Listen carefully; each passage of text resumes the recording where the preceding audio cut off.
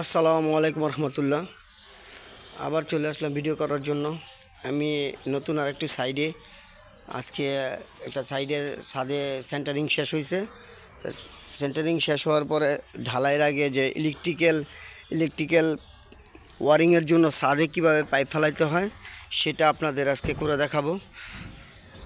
এই আমার একটা নতুন সাইট, এই সাইটটি হলো 3,500 স্কোয়ার ফিট। এই স্কোয়ার ফিটে কীভাবে ছাদ ঢালের আগে ইলেকট্রিক্যাল ওয়ারিংয়ের জন্য ছাদে কীভাবে পাইপ ফেলাইতে হয় সেটা আপনাদের আজকে করে দেখাবো। এবং যদি মনে করেন যে আপনারা এখান থেকে কিছু শিখতে চান তাহলে অবশ্যই আমার ভিডিওটি পুরো দেখবেন এবং ছাদে পাইপ ফেলাইতে কি লাগে, কিভাবে কাজ করতে হয় সেটা আপনাদের আমি আজকে করে দেখাবো। এবং এই সাইটটি আমার পুরো সম্পূর্ণ নতুন সাইট। এই ছাদটি হলো 3,500 স্কোয়ার ফিট।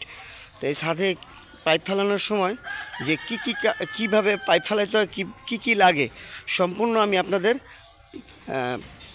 পরিকল্পিতভাবে এবং সুন্দর করে দেখাবো। যদি মনে করেন যে আপনাদের উপকার আসতে পারে তাহলে অবশ্যই ভিডিওটি দেখবেন এবং আমার চ্যানেলটি অবশ্যই সাবস্ক্রাইব করবেন।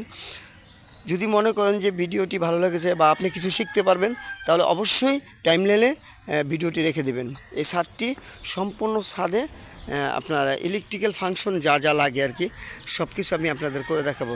তো সবাই ভালো থাকেন, আমার চ্যানেলটি সাবস্ক্রাইব করবেন এবং বেশি বেশি করে আমার ভিডিওটি শেয়ার করে দিবেন যাতে করে অন্যজনে দেখার সুযোগ পায়।